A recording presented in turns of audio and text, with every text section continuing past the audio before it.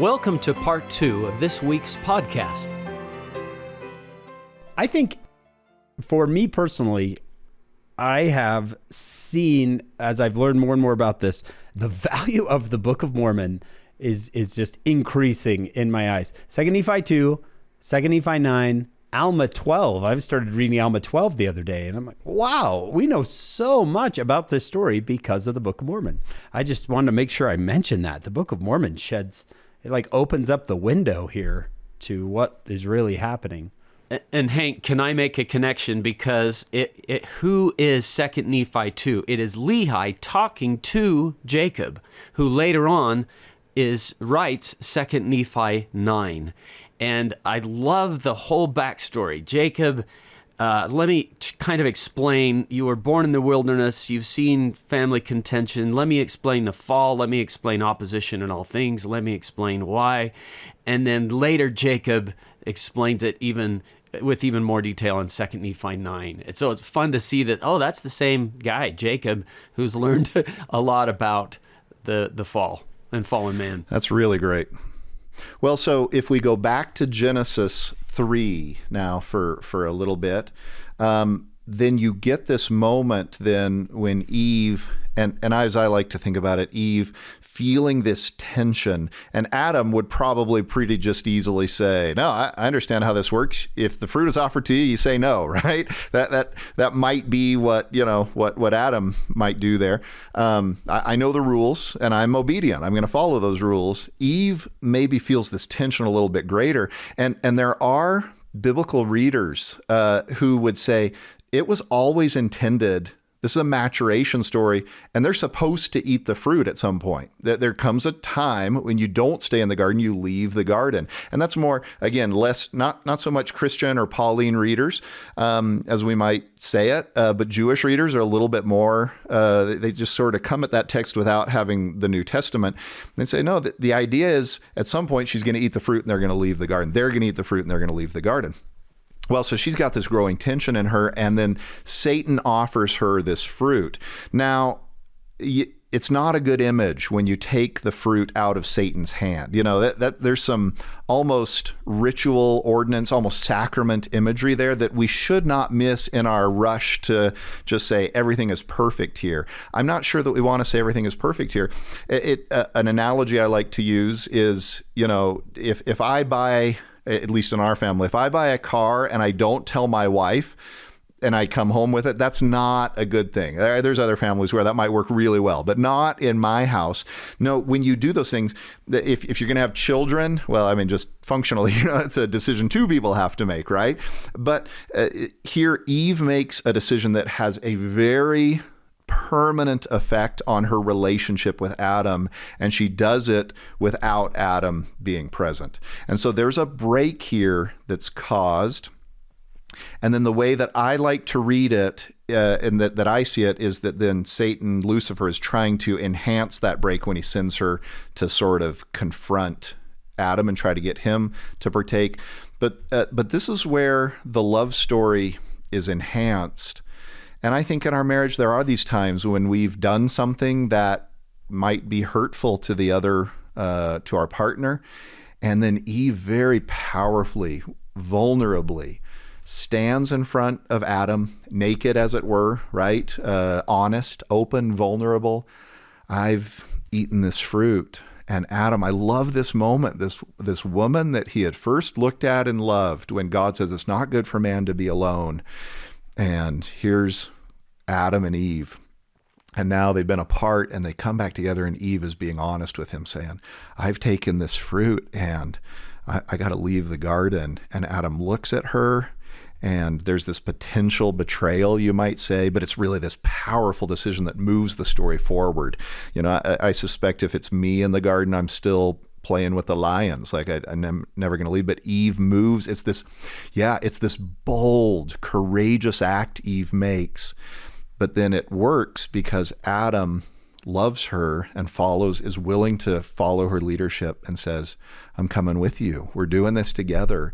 And then God shows up. And to me, what he sets up is to restore the breach that was created there when Satan was introduced into the story, right? And he says, okay, now, and this is just, my reading of the text. Now, Eve, you need to listen. You need to be part of this. You're not just doing your own thing here. I know you're highly capable and you're linked to this man who may not always seem highly capable. I had a woman in my ward who said to me once, there was a time my husband had done some dumb things, and this went on for a number of years where I realized I've been just treating him like another child in our household. I haven't been allowing him to be an equal with me. I had relegated him to unequal status because he had done some things that had been hurtful to the family. And there was a time I needed to change that in our marriage, and now we're equals again. And to me, that's what God is saying to Eve. You got to be linked with Adam. Listen to him. Follow his leadership. Yeah, as he has followed your leadership. And I love Eve's powerful leadership, and that Adam's willing to follow her out of the garden. And then God links them back together and says, Adam, you got to work hard here. You got to take a leadership role here. You got to be involved. You got to be engaged. And I don't want to generalize that too much. I don't know that works in all of our situations, but there's certainly some powerful potential messages there for what Eve does, how beautiful and powerful it is in this moment when she stands in front of Adam and she's saying what needs to happen. And Adam doesn't, no, you're bad and you're wrong and I reject you. Instead, he says, he's humble enough to say, Oh, okay. I'm coming out of the garden with you. We're together. I'm with you. And it's beautiful. It's redemptive. And then God sort of reunites them, recleaves them back together by saying, you got to rely on each other. This is marriage. It's husband and wife and husband. So I think there's some beauty that can come out of that.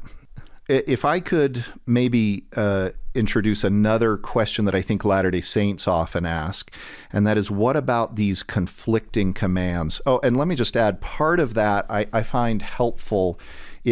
That part of what we were just discussing, well, was there anything wrong? Well, there was certainly something risky. We will at least put it that way when Eve makes that decision, that maybe could have been made unitedly together. If she's feeling that tension, could she, and we don't know how this story played out, right? So I'm just suggesting possibilities. But if she had discussed that with Adam and they had gone to the Lord in prayer, how might that have looked different? I don't know. But one of the things I'm doing is sort of connecting this idea that Eve was the one in transgression that we get in the New Testament with this idea, but it was a glorious decision. And I think we can have it both ways, honestly. I think we can, she makes that first decision, and it's powerful, but it's risky. It's really risky. It's bold, but it's risky.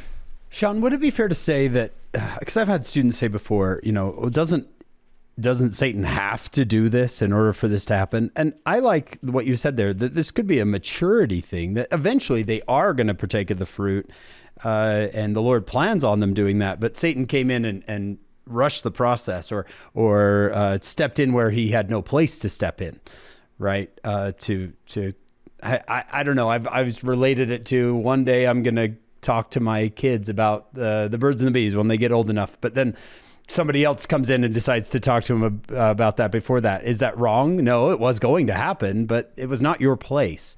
Is there anything to that, or am I way off? Well, I actually really like that as a potential reading here, that Satan, and it's clear in Moses, if we look, let's go back to Moses for a second to sort of connect with what you're saying here. Moses chapter 4, verse 6, Satan put it into the heart of the serpent, for he had drawn away many after him. And he sought also to beguile Eve, for he knew not the mind of God.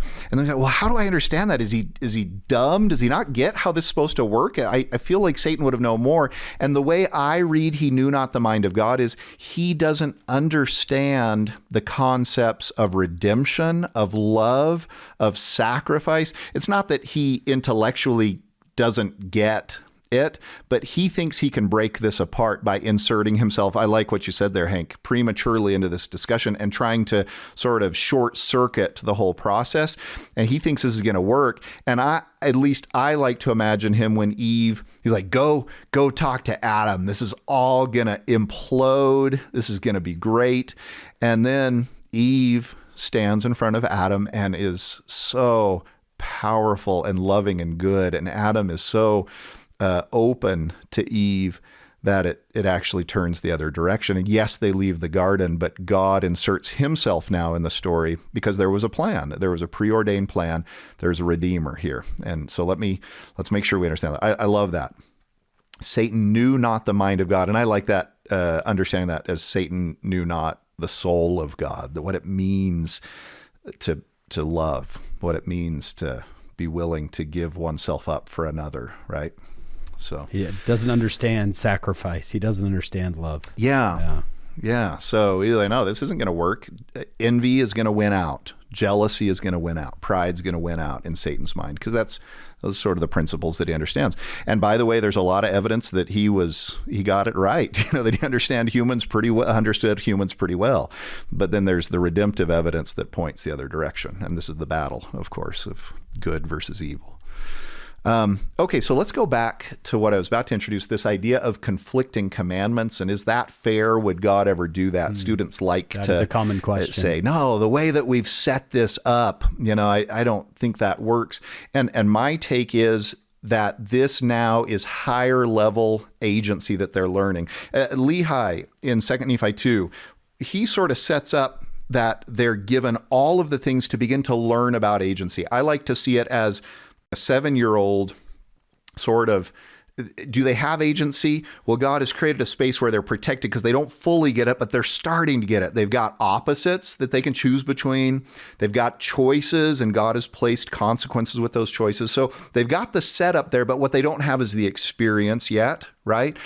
And so now this is higher level between two goods. This is like, one of your children has had an accident where they burned themselves and you haven't had family prayer yet. Do you rush your child to the hospital, or do you stop and have family prayer? Well, I think, you rush your child to the hospital is the right decision. Oh no, we didn't pray as a family. Now we've transgressed that law. Or, you go to the hospital and you run a red light. You're actually liable for running that red light. And if you get in an accident, then you'll get ticketed for running that red light. But most policemen are not going to give you that ticket if they don't have to, because you're following a higher law. You're transgressing one law. This is like Nephi not wanting to kill Laban. And God says, you got to do this. And he transgressed the law, you might say. And because of the transgression of that law, that's one of the reasons Laman and Lemuel are so ticked off. We can't go back we're kicked out of the holy city now because you did this, but he was following a higher law. To me, these are decisions we have to make every day of our lives. You can't do all of the professions that you think would be awesome. You can't, experience everything you want to experience. You can't marry all. I like to tell BYU students, you can't marry all the people. You have to pick a person. You're going to marry one person, And we have to make these kind of decisions. You can't write all of the missionaries in the world, and write in your journal and cook all of the loaves of bread for everyone. We have to choose, and that's okay. And there's inherent, but there are consequences. So let's set up this weird situation where the question is, am I going to smoke a cigarette or am I going to kill someone? And I choose to smoke a cigarette, this is silly maybe, but, I choose to smoke the cigarette. Well, God isn't going to hold me accountable as a sin if that was the right decision. But I'll still get tar in my lungs, right? I still have to leave the garden, right? There are consequences to transgressing a law, even if we're not accountable. And the Pearl of Great Price, Book of Moses later on says, I've atoned for your transgression in the Garden of Eden. It's done. You were figuring it out. You made a choice, and now we're moving forward. I've atoned for that. Would God do that? Well, I think, yeah, that's what mortality is. I mean, we deal with this every day of our lives. I think it's a Mary Martha thing too. They're both good things. What do you do? And Sister Bonnie Parkin talked about that story and said, it's not like choosing whether to go visiting, teaching, or rob a bank. They were two good things.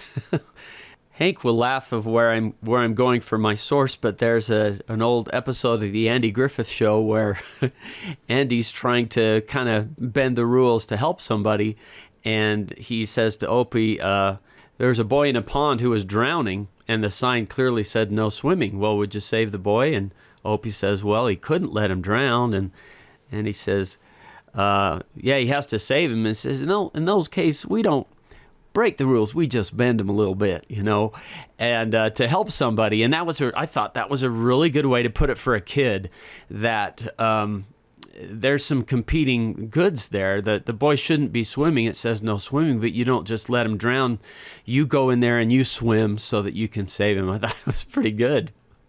Let's now begin to move Adam and Eve out of the garden. And if we look now towards the end of chapter 3, there's a couple of things that I want to point out here. One is this idea that Adam is taught what I want to call the first truth of mortality. In the sweat of thy face. So this is Genesis 3, verse 19, and we could look at it in the Pearl of Great Price if we wanted to. I think they're exactly the same. In the sweat of thy face shalt thou eat bread. So the first, what I like to think of as the first truth of mortality, is you are going to need to work. It's what we call the law of the harvest. Work then will be how you're going to live and survive in mortality. It's going to be a little different than in the garden, where it's just sort of spontaneously there. The law of mortality is you exert effort, and then that effort is rewarded. Now, mortality isn't perfect. Sometimes you exert effort and it isn't perfectly rewarded, but that's the general rule. But if we go over to the Pearl of Great Price account and the Cain Abel story, there's this really interesting moment where Cain, it's pretty clear that he wants his brother's flocks, that he really wants them. And then he's jealous of his brother. And that functions in a lot of different ways. This is chapter 5, right? Yeah, we're now in Moses chapter 5 or Genesis chapter 4. So I've sort of jumped forward for a moment. No problem. And there's this moment then in Moses 5, verse 33, and Cain gloried in that which he had done, saying, I am free, surely the flocks of my brother falleth into my hands. So I've committed a sin to get what I want. And notice, if you back up now to verse 31, you get what leads up to that. Cain said he was taught this by Satan. Satan came to him and taught him what I call the first great secret or lie of mortality that Satan teaches. Truly I am Mahan, the master of this great secret, that I may murder and get gain. And so you have right here at the beginning of the account set up, I would say, in opposition to each other. God tells Adam, you're going to earn your bread by the sweat of your brow. And Satan shows up and says, no, Cain, you can sin to get what you want. And I like pausing here with students and just having them think about this a little bit. And I say, pick a sin, any sin, not the one you do, because that'd be awkward. But, think about any sin and how it's actually motivated at somewhere lower in the motivation, as we build towards that sin. I want to get something for nothing. And you could think of gossip that I want to use. Instead of building a relationship through love and sacrifice, I'm going to tell a secret that puts me in this position of trust with you, right? You could think of lying and how I want to shortcut the system or cheating to get something for nothing. You could think of breaking the law of chastity, of pornography, as this effort to click a button. And I can get, my brain, if you look at the brain, it looks the same way as physical sexual intimacy and marriage. Typically, though, you court someone, you get married, you do dishes, you go on dates, you raise children together, right? Or I can get something for nothing. And I have had people in my ward, I had one person say, I don't want the real thing, I want the fake thing, right? That's way more persuasive for me. I want to click the button and just be automatically loved. All of us do this, by the way. So this sort of being sort of seduced by this getting something for nothing, where we're looking for the shortcuts. But this idea of we want the easy path of getting something for nothing, and it weakens us as humans. We are light and truth at our very core. And when we go to sin to get what we want, it warps who we are. And then we need the redemption that comes through the atonement of Christ, and re-accepting truth, that first great truth of mortality. I'm going to earn my bread by the sweat of my brow. Wow. What a fantastic insight. Can I expand that a little bit? Because I love the idea that those who were seeking signs in Jesus's day, and he would say, it is a wicked and an adulterous generation that seeketh after a sign. And then Joseph Smith said something that at first I was like, whoa, what? If you see a man seeking a sign, you may set it down that he is an adulterous man. And I remember Robert L. Millett connecting those for me once and saying, look, one of them is saying, I want all of the evidence. I want the testimony. I don't want to do any work. I don't want to do any commitment to finding out. That's the sign seeker. Show me the proof. I don't want to do any work. The adulterer says, I want all the benefits of marriage. I don't want any of the commitments of marriage. And it was the same something for nothing kind of mentality. And I had never connected that with Cain before. You can murder and get gain. And when I've taught that to my classes, I've said, how many TV shows, and I had a percentage somewhere, a USA Today article that talked about crimes committed, the number of times a violent crime or some kind of crime is committed, and in the movie they get away with it. I can murder and get gain. I can do stuff and get away with it. And that lesson continues to be taught today. This becomes, by the way, if you're going to go to the Book of Mormon, this becomes the foundational belief of secret combinations, that we're going to murder to get what we want. If you just look modern day at the tobacco industry and a group of people who was willing to hide the reality that they were killing people because they were getting gain. So they were willing to hide that. You'd say a group of people, and I don't know any of those people, so I don't mean to point the finger too strongly there, but just more at the general choice that was made there somewhere. Yeah, we know this is killing, but we're going to keep marketing to children because we make more money that way. This is a seductive concept, and the Book of Mormon says this is the kind of concept that led to the downfall of the entire Nephite society. And I would suggest this desire to get something for nothing, you could say it's at the center of some of our most serious societal problems today. It will destroy a society when too many of us decide, I want to get something for nothing. A society cannot bear up under the weight of that burden. And so this is not just a minor thing. The fact that it stands here at the entrance to the biblical story and to our story of mortality, I think is sort of a big deal that it's here. And by the way, I got to add, I first learned this and I sort of expanded on it from a seminary teacher whose name is Jack Rose. I've never told him that this has been an important concept for me. I wrote a paper where I included this idea and I put his name in a footnote, but got to give a shout out to him for first introducing this idea to me. Shon, this is fantastic stuff. I automatically thought of Jesus, the temptations of Jesus, Matthew chapter 4. Take the shortcut. Jesus, take the shortcut. And he refuses every single time. He will not take the shortcut. And we have that chance every day, right? Don't take the shortcut. Be disciplined like Jesus. Be a disciple of Jesus means be as disciplined as Jesus. The other thing, though, that I wanted to grab from this storyline before we leave the garden entirely is this moment in, let's just stay in the book of Moses chapter 4, verse 27. Unto Adam and also unto his wife did I, the Lord God, make coats of skins and clothed them.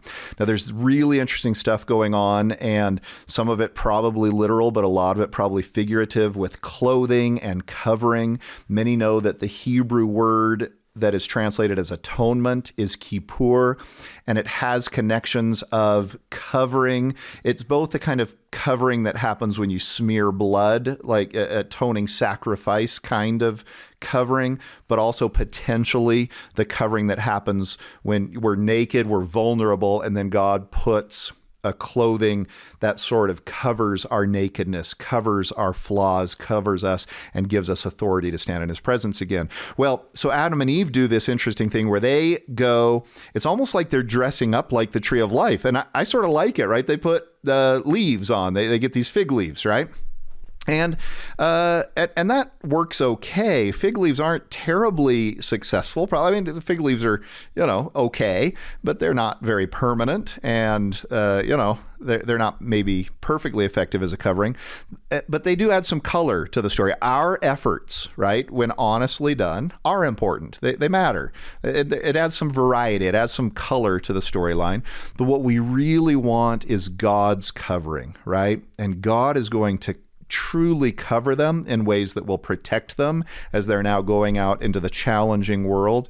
And what you get here is most likely, it would appear to be the first death that Adam and Eve have ever encountered, as these are coats of skins. These are animal skins that cover them.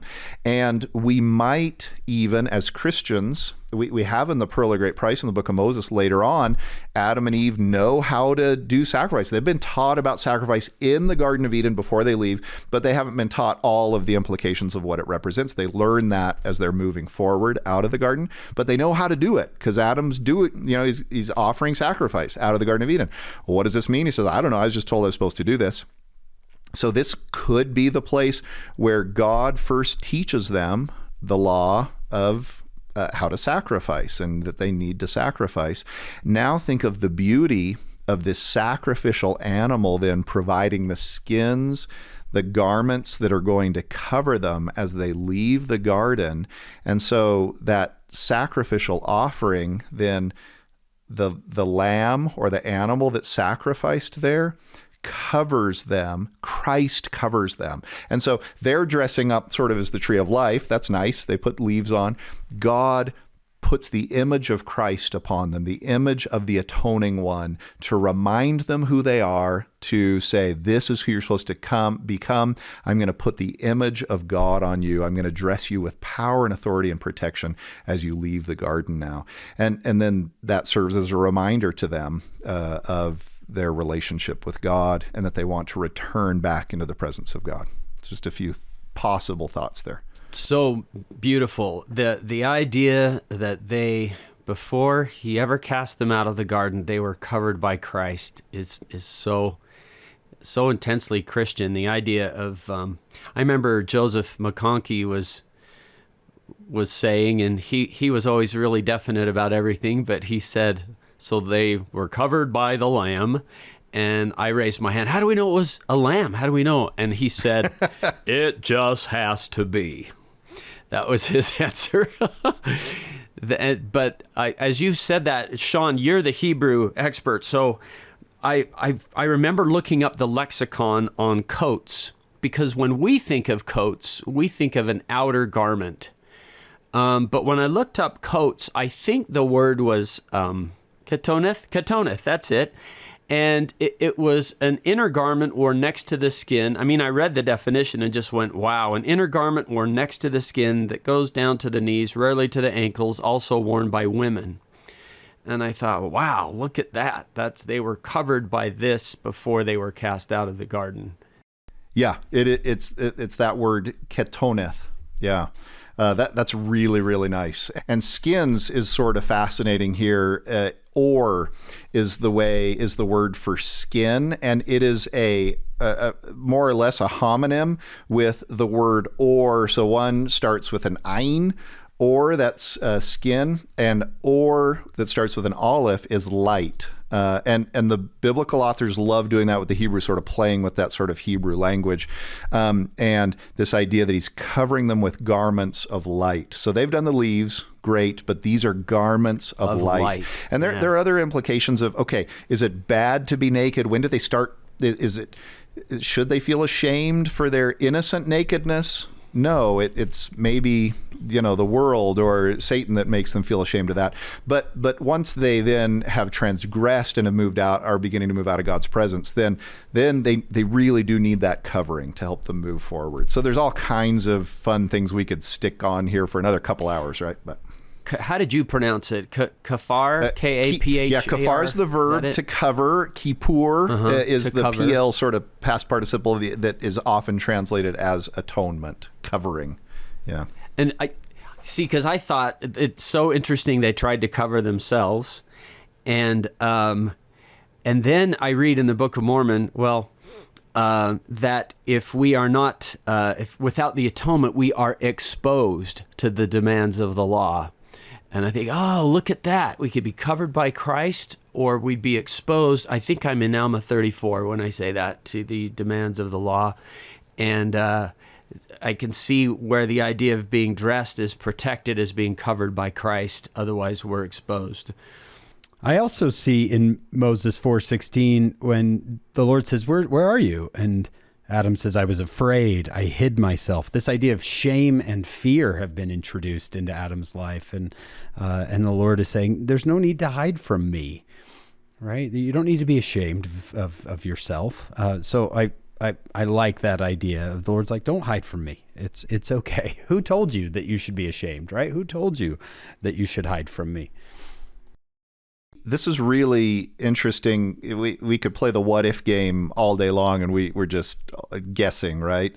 But if Adam and Eve had prayed about how are we going to follow this second commandment if this had gone a little differently without Satan, the serpent, introducing himself into this story? How would this have looked different if that relationship had moved forward, that they had understood? Now we take the fruit, and it's part of their communication with God, as Latter-day Saints would understand. This is what has to happen. And by the way, many other Christians are going to say, what are you even talking about? The fruit, you're reading that very differently than we do, and we will just say that we are.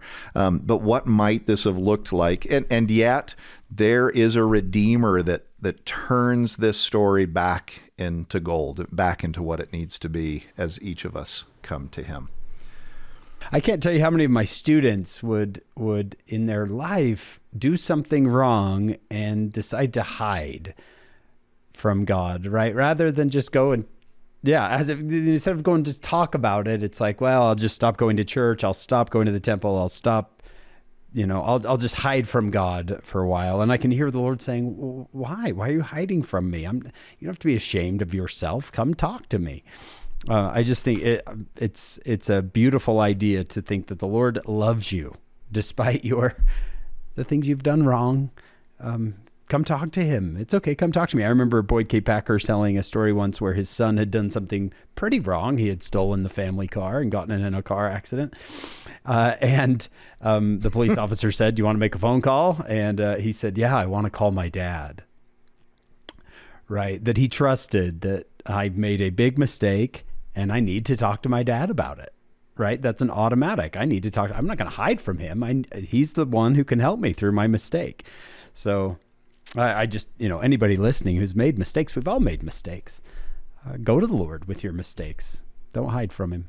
Brother Wilcox's talk in General Conference about, I'm a hypocrite. Well, you would be if you're trying to lie about it or hide from it or say it didn't really happen or the church is wrong for having high standards. But if you're owning it, you're talking to your bishop, you're trying to fix it, that's not a hypocrite, that's a disciple. I mean, that was a great moment in Brother Wilcox's talk. You're trying to come back, and so don't be afraid of the bishop either. Go talk. Well, and this emphasizes the point of just how fruitful, and I use that pun, that play on it, how fruitful this story is, and of the 5 or 10 insights that we've discussed here today, there are 1,000 more. This story will reward those who spend time pondering it. All right, well, let's just spend a few more minutes teasing out some things with the Cain and Abel story. We've spent a lot of time in the story of the fall, and we've done some jumping into the Cain and Abel story. But there's some fascinating things at the Pearl of Great Price that Moses chapter 5 provides as we come out of the garden.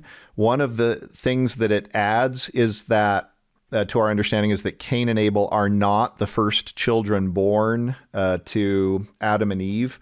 And that's, you don't get that in the biblical account. And so you've got verse 2, you've got sons and daughters, and they're beginning to multiply and replenish the earth. And Cain and Abel haven't shown up yet, right? You get that they're being taught the gospel from the beginning, and then they are teaching their children, and their children are either accepting it or rejecting it. But one of the really fascinating things that you get right out of the gate, you get the consequences of the fall, and that it introduces when this turns wrong, when people reject the Lord and move away from the Lord, this gets ugly fast. We've got the first murder, we've got lies, we've got deception, we've got envy and covetousness. I mean, you got the 10 commandments are showing up in a very negative way. The breaking of those commandments, you got it playing out here very quickly in Adam and Eve's own family. And by the way, I suspect Adam and Eve are pretty good parents. There is a reality of agency that I think all of us have to acknowledge. We don't want to acknowledge it. Yeah. And if we're going to take the blame for all of the sins of our children, then we get all the credit for all the good they do. And it just doesn't work that way. We have to teach the best we can and then honor agency. And you see God. Yeah, that's interesting, Shon, the way you're setting this up. It's awesome. They've fallen. It's great. They're moving forward. And then we take a very dark turn. And it introduces with Satan, right? In Moses 5:13, Satan came among them. Yeah, and if we keep going in that verse, so he's saying, don't believe what your parents are teaching, and they actually they're more interested in what Satan has to say than in what God has to say as their parents are teaching it. And this is interesting. Men began from that time forth to be carnal, sensual, and devilish. So there is, again, this sort of carving of a middle way out where the consequences of the fall are significant. And certainly we have these fallen bodies that sort of crave satisfaction, and we're drawn that way. But it's when we actually listen to Satan. And we'd say, as we're sort of moving out of those beautiful Garden of Eden first 8 years, and then we begin to love Satan more than God, that's then the shift to carnal, sensual, and devilish. That's sort of an interesting teaching that is found here in Moses 5. So then let's come into the Cain and Abel story again and do a little bit more there. I think many of us feel sympathetic with Cain, that he's bringing the best he has, and that Abel is bringing the best he has. And maybe we think, well, Abel just got lucky. Why does he's a sheep herder, a shepherd, and so he brings of his stuff and God takes it, but Cain doesn't. He brings of the fruit of the ground. And Joseph Smith has made a point here where he says, let me just read this statement from him. Cain offered of the fruit of the ground and was not accepted. The sacrifice of animals was instituted as a type by which mankind was to discern the great sacrifice which God had prepared. To offer a sacrifice contrary to that, no faith could be exercised, because redemption was not purchased in that way, nor the power of atonement instituted after that order. Consequently, Cain could have no faith, and whatsoever is not of faith is sin. So there's an important point here that Cain, who, by the way, has been taught what it means to sacrifice, and there is a rebellion here where he says, I want to do it my way. God, you have to take me on my terms, and what I say, my personal sensitivities here are going to rule the day, as opposed to submit, you've said we're going to do it this way. Yeah, but I till the ground, I'm bringing my stuff. And it's like he has purposely said, I reject that. I'm going to break that ordinance the way that God has instituted for it to be done, because what I want to do trumps what God has asked me to do. And then it's not quite so sympathetic of a view that we get of Cain here, right? Where Cain is really willful. He's really self-vaunting. He really does want what he wants as opposed to listening to God. And then that story continues to play out. That sort of pride and self-exertion of will then leads him into a competitive relationship with his brother, where this is not about their obedience to God, but it's about being better than the person next to him. He wants what Abel has, and then it's sort of like the story of David and Bathsheba and Uriah. It sort of goes from sin to sin. In fact, there's this really fascinating moment. Verse 23 of Moses 5. If thou doest well, thou shalt be accepted. The verse before, why art thou wroth? Why is thy countenance fallen? His sacrifice hasn't been accepted. And by the way, it's Satan who tells him to sacrifice like this. So Satan is setting this up. He's like, hey, you should do this. Yeah, you should do it this way. And if God really loves you, I'm introducing some things into Satan's language there. It's back in verse 18 where you get that Satan commands him. And then verse 23, his sacrifice hasn't been accepted. And God says to him, if you do well, you shall be accepted. And if thou doest not well, sin lieth at the door. Satan desireth to have thee. And so God is actually being really good with Cain. He's like, whoa, it's okay, but don't be angry now. This decision you've made will lead you in. Sin is at the door. So come back onto my side. I'm not angry, so much as that you just need to do this the right way. But what happens is we choose our own direction. We want it to be validated. And when it's not validated, then we sort of run down that road. Sin lies at the door. And how often has one decision in a day led to another bad decision, and all of a sudden, you wake up late and you don't say your prayers, and by the end of the day, you've robbed a bank, and or maybe not that extreme, but there is sort of a modeling of how this happens, how we can sort of descend. Yeah, and the Lord stops. Hey, just be humble. It's okay. It's okay. Just be humble. Let's turn this around right now. And we'll be okay, but he just will not. He won't be. It's be thou humble, and the Lord thy God shall lead thee by the hand. Right, and he just refuses to turn this initial decision around. I just wondered if you could comment on something. It's so kind of interesting, kind of strange. Satan commands Cain in verse 18, make an offering unto the Lord. Doesn't say make an offering unto me, but he says make an offering unto the Lord. But the thing that I find really strange in verse 29, I'd love to hear your comments, when he sets up this oath, swear unto me by thy throat, if thou tell it thou shalt die, swear unto thy brethren by their heads, and by the living God that they tell it not. So it's strange that Satan would involve the name of God in an oath to do something bad, to do something totally against the commandments of God. I think that's a great thing that you're pointing to. That's really helpful, John. And what you are seeing is the mixing and the turning upside down. It goes from identifying good as good and evil as evil to all of a sudden it's intermixed. And by the way, this story is set up as a foil of the Garden of Eden story, where Satan, you can see sort of what he's going for. Eve, go talk to Adam. And yet Adam and Eve then love each other, and it allows God to be part of the storyline. And now we get the opposite of that storyline. Go make an offering to the Lord, and hey, swear you're going to do this for him, but now swear by me, but use the name of God, and so that we can give it this veneer of righteousness, but it's actually wicked in intent. And we have to acknowledge just how often religion can be used for evil intent, to control, to coerce, and that is never what God's intent is. God's intent is to enhance agency and to encourage healthy choices that will allow people to move forward in a proper relationship with him and with each other. And you can see how Satan is just doing really clever things to sort of twist that up and weave it all together so that it's so hard to pull it apart and bring it back into a right relationship. It seems to me that Satan loves to get people to mix up their friends and their enemies, right? That this idea, Abel is your brother. He is your friend. He's your teammate. No, he's your competition.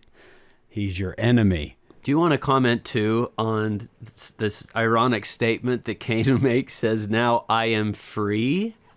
Which I guess is what Satan wants you to think when you are getting in bondage to him, that you are free. Well, I do think there's some, if we go back to what we were discussing before with this idea of the great secret is I can get what I want for nothing. I've heard people say, well, the moment I acknowledge this, and there is some joy in being honest with ourselves, but the moment I acknowledge this, I felt this rush of this freedom. And I think we want to be careful about what adrenaline rushes mean. I think someone who is addicted to shoplifting, who loves shoplifting, I think that's how they feel every time they want it and they're going to get it. And then when they get it successfully, then they have that same kind of reaction. I'm free. But the problem, of course, the irony that you're pointing out is then it just closes things down as opposed to broadening the spectrum of, so I'm free. In other words, I got what I wanted, but now I'm less and less able, not to use Abel's name there, I'm less and less able to make choices that will allow that to continue in healthy ways.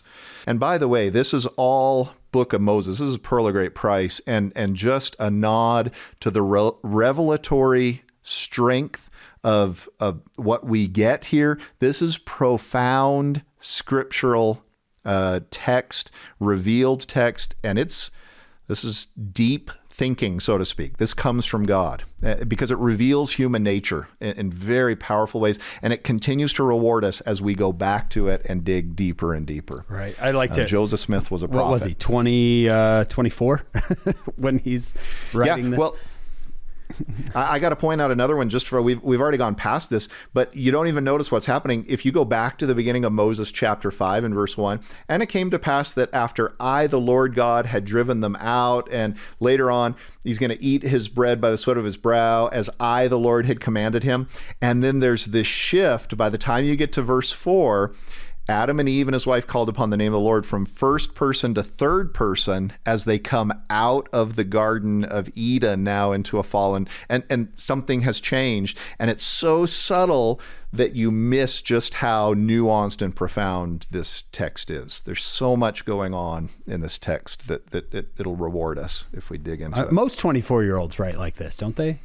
Shon, I mean, exactly. Yeah. This is so good. This is so good.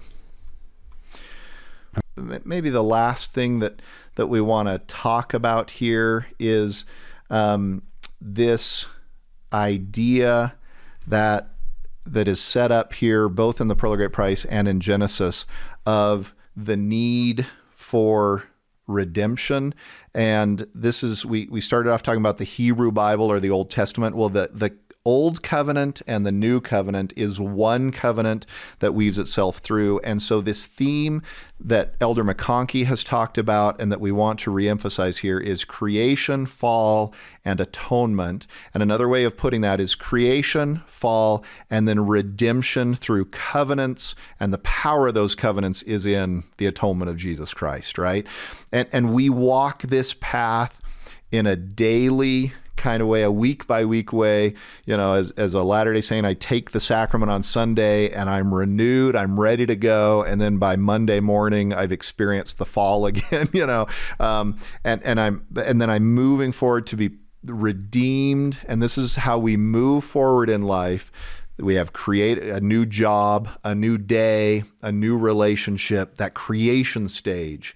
And then there comes a moment when we are like, oh, it's not perfect. And there's a fall.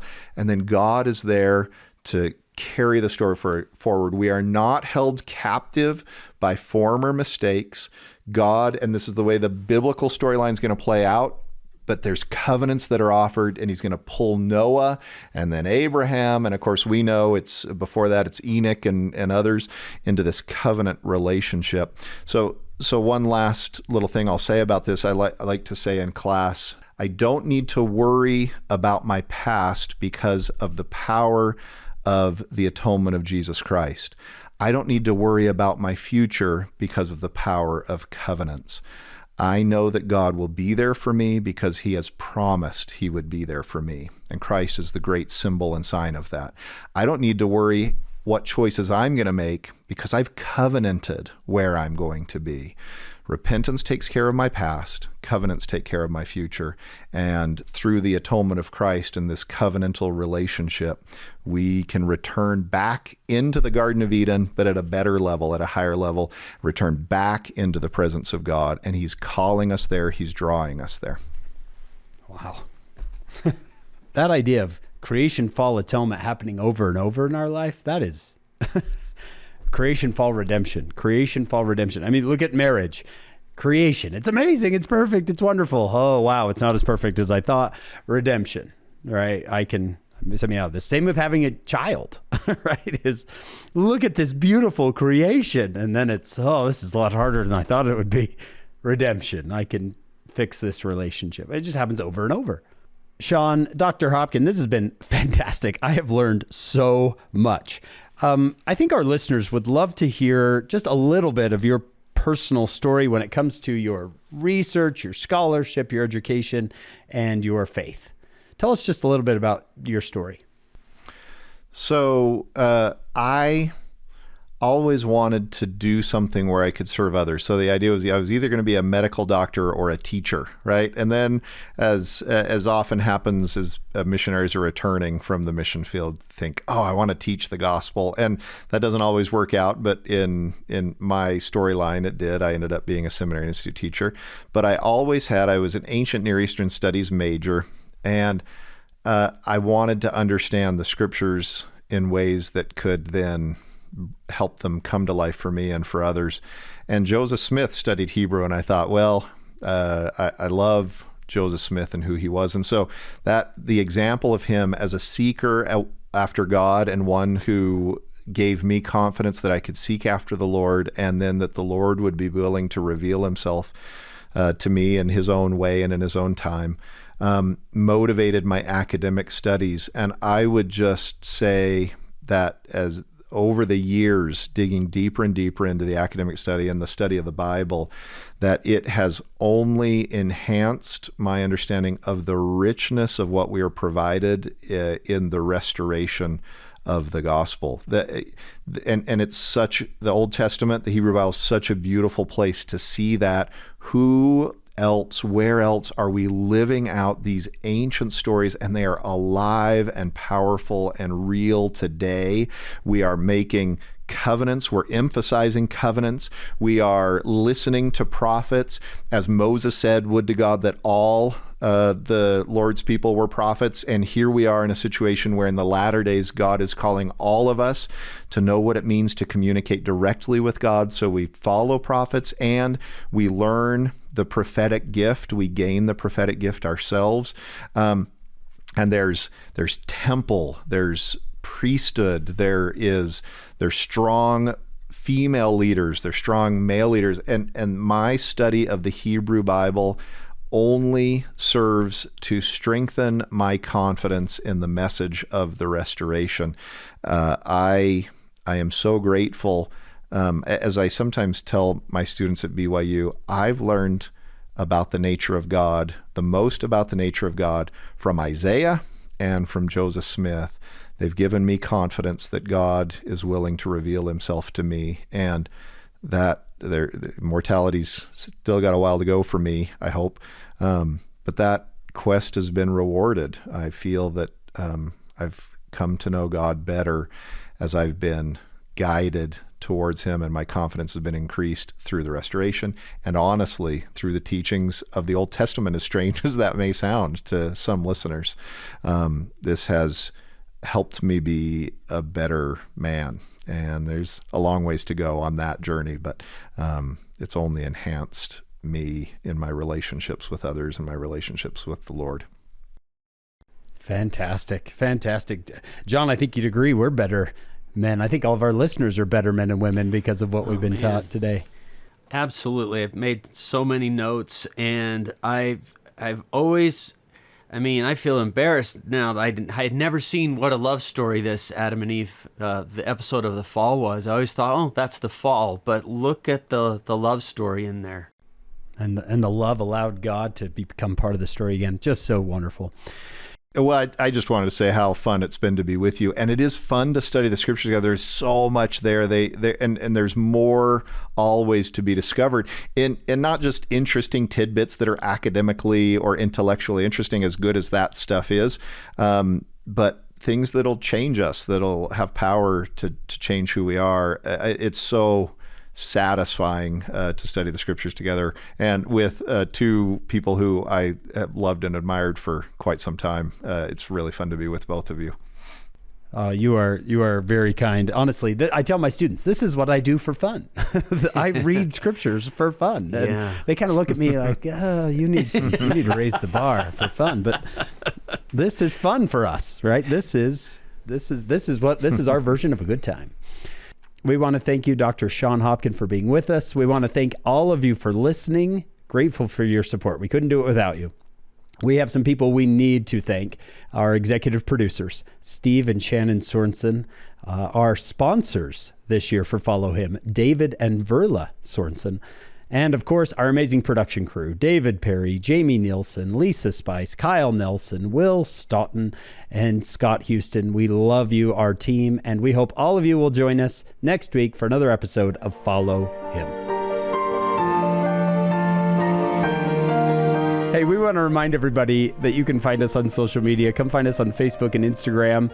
We would love it if you would subscribe to, rate, and review the podcast. Share it with your friends. That would be awesome. Go to followhim.co, followhim.co for any show notes, transcripts, any references you want. If you're feeling up to it, you can read the transcript in French, Portuguese, and Spanish. So all of that is available to you absolutely free. Go to followhim.co to find all of that.